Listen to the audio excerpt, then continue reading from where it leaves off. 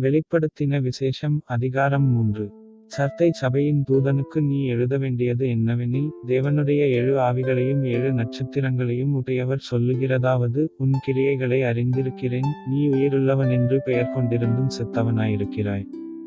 நீ விழித்துக்கொண்டு, சாகிறதற்கேதுவாயிருக்கிறவைகளை ஸ்திரப்படுத்து, உன் கிரியைகள் தேவனுக்கு முன் நிறைவுள்ளவைகளாக நான் காணவில்லை. ஆகையால் நீ கேட்டுப் பெற்றுக்கொண்ட வகையை நினைவு கூர்ந்து, அதைக் கைக்கொண்டு மனந்திரும்பு. நீ விழித்திராவிட்டால், திருடனைப் போல் உன்மேல் வருவேன், நான் உன்மேல் வரும் வேளையை அறியாதிருப்பாய். ஆனாலும் தங்கள் வஸ்திரங்களை அசுசிப்படுத்தாத சில பேர் சர்தையிலும் உனக்குண்டு, அவர்கள் பாத்திரவான்களானபடியால் வெண்வஸ்திரந்தரித்து என்னோடே கூட நடப்பார்கள்.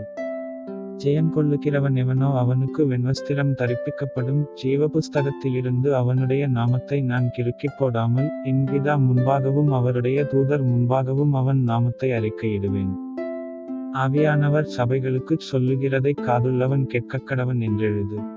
பிலதெல்பியா சபையின் தூதனுக்கு நீ எழுத வேண்டியது என்னவெனில், பரிசுத்தமுள்ளவரும் சத்தியமுள்ளவரும் தாவீதின் திறவுகோலை உடையவரும், ஒருவரும் பூட்டக்கூடாதபடிக்குத் திறக்கிறவரும், ஒருவரும் திறக்கக்கூடாதபடிக்குப் பூட்டுகிறவருமாயிருக்கிறவர் சொல்லுகிறதாவது.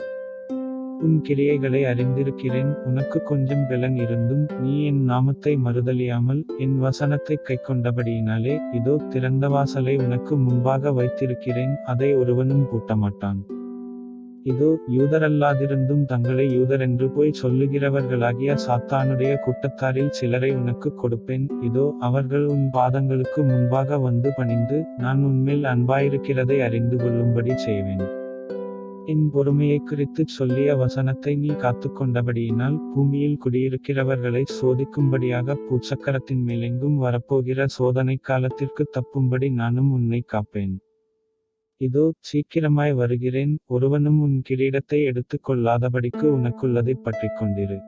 ஜெயம் கொள்ளுகிறவன் எவனோ அவனை என் தேவனுடைய ஆலயத்திலே தூணாக்குவேன், அதினின்று அவன் ஒரு காலும் நீங்குவதில்லை. என் தேவனுடைய நாமத்தையும் என் தேவனால் பரலோகத்திலிருந்திறங்கி வருகிற புதிய எருசலேமாகிய என் தேவனுடைய நகரத்தின் நாமத்தையும் என் புதிய நாமத்தையும் அவன் மேல் எழுதுவேன்.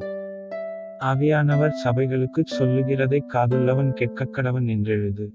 லவோதிக்கேயா சபையின் தூதனுக்கு நீ எழுத வேண்டியது என்னவெனில், உண்மையும் சத்தியமுமுள்ள சாட்சியும், தேவனுடைய சிருஷ்டிக்கு ஆதியுமாயிருக்கிற ஆமென் என்பவர் சொல்லுகிறதாவது.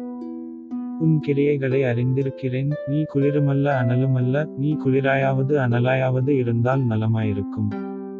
இப்படி நீ குளிருமின்றி அனலுமின்றி வெதுவெதுப்பாயிருக்கிறபடியினால் உன்னை என் வாயினின்று வாந்தி பண்ணி போடுவேன்.